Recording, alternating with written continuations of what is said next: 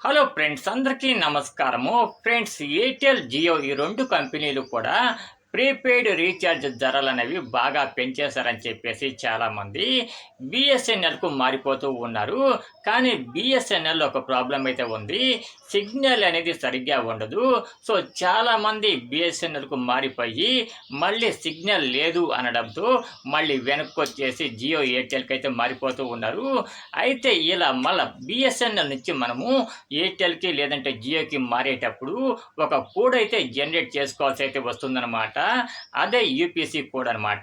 ఈ కోడ్‌ని మనము బిఎస్ఎన్ నుంచి జనరేట్ చేసుకొని మనం ఏ సిమ్ అయితే తీసుకోవాలనుకుంటున్నామో ఆ సిమ్ కార్డ్ స్టోర్ దగ్గరికి మనం గనక వెళ్ళినట్లయితే, వెళ్ళి ఆ యూపీసీ కోడ్‌ని గనక మనం చూపించినట్లయితే అప్పుడు మాత్రమే మనము మళ్ళీ బిఎస్ఎన్ఎల్ నుంచి జియోకి కానీ లేదంటే ఎయిర్టెల్ కానీ మారడానికి అవకాశం అయితే ఉంటుంది.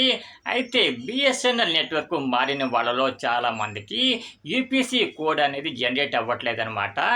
దీనికి మనము ఒక మెసేజ్ అనేది బిఎస్ఎన్ఎల్కు సెండ్ చేయాల్సి అయితే ఉంటుంది. మనము బిఎస్ఎన్ఎల్కు ఈ మెసేజ్ సెండ్ చేసిన తర్వాత బిఎస్ఎన్ఎల్ వాళ్ళు మనకి యూపీసీ కోడ్ను పంపించడం జరుగుతుందన్నమాట. చాలామందికి బిఎస్ఎన్ఎల్ నుంచి యూపీసీ కోడ్ అనేది రావడం లేదు. సో, ఈరోజు ఈ వీడియోలో యూపీసీ కోడ్ అనేది మనం బిఎస్ఎన్ఎల్ కంపెనీ నుంచి ఎలా జనరేట్ చేసుకోవాలో డీటెయిల్గా అయితే చెప్తాను. సో, వీడియోని ఎక్కడా కూడా స్కిప్ చేయకుండా ఎండ్ వరకు చూడండి. ఫ్రెండ్స్, బిఎస్ఎన్ఎల్ నుంచి ఎయిర్టెల్కి కానీ జియోకి కానీ మారదామని చెప్పేసి చాలామంది మెసేజ్ని పంపినప్పుడు మెసేజ్ నాట్ అని చెప్పేసి అయితే వస్తుందన్నమాట. సో, ఓన్లీ బిఎస్ఎన్ఎల్ నెట్వర్క్లో మాత్రమే ఇలా మెసేజ్ నాట్ సెండ్ అని చెప్పేసి అయితే చూపిస్తూ ఉంటుంది.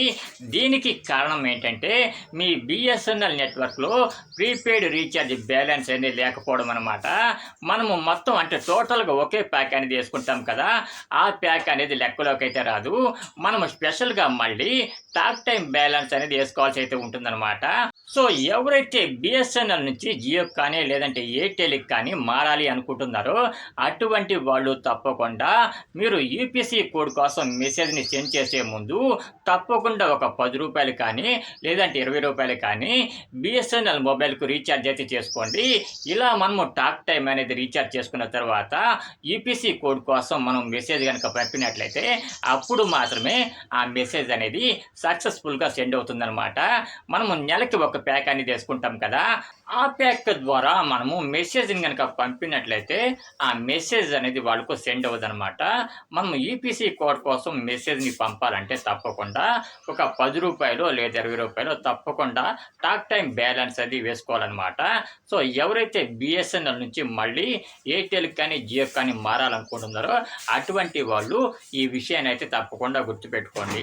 ఫ్రెండ్స్, ఇప్పుడు మనము ఈపీసీ కోడ్ను ఎలా జనరేట్ చేసుకోవాలో డీటెయిల్గా అయితే తెలుసుకుందాము. సో, జాగ్రత్తగా చూడండి. ఫ్రెండ్స్, మీరు బిఎస్ఎన్ఎల్ మొబైల్ నుంచి ఎయిర్టెల్ కానీ జియో కానీ మారాలనుకుంటే బిఎస్ఎన్ఎల్ మొబైల్ నుంచి మీరు ఒక మెసేజ్ అనేది బిఎస్ఎన్ఎల్ వాళ్ళకు పంపాల్సి అయితే ఉంటుంది. ఆ మెసేజ్ ఎలా ఉంటుందంటే ఇప్పుడు నేను చూపిస్తున్నాను చూడండి. ఫస్ట్ మీరు చేయాల్సింది ఏంటంటే మీ మొబైల్లో ఉండే మెసేజ్ యాప్ని ఓపెన్ చేసిన తర్వాత అందులో ఇలా టైప్ చేయండి, పిఓఆర్టీ అని చెప్పేసి క్యాపిటల్ లెటర్స్లో టైప్ చేసి దాని పక్కనే కొద్దిగా స్పేస్ ఇచ్చి మీ మొబైల్ నెంబర్ను టైప్ చేసి ఆ మెసేజ్ని 1900కి సెండ్ చేయండి. ఇలా 1900కి సెండ్ చేసిన తర్వాత ఒక 5 నిమిషాలకి మీకు పోర్టింగ్ నెంబర్ అయితే వస్తుందన్నమాట. దీనిని యూపీసీ కోడ్ అని చెప్పేసి కూడా అంటూ ఉంటారు.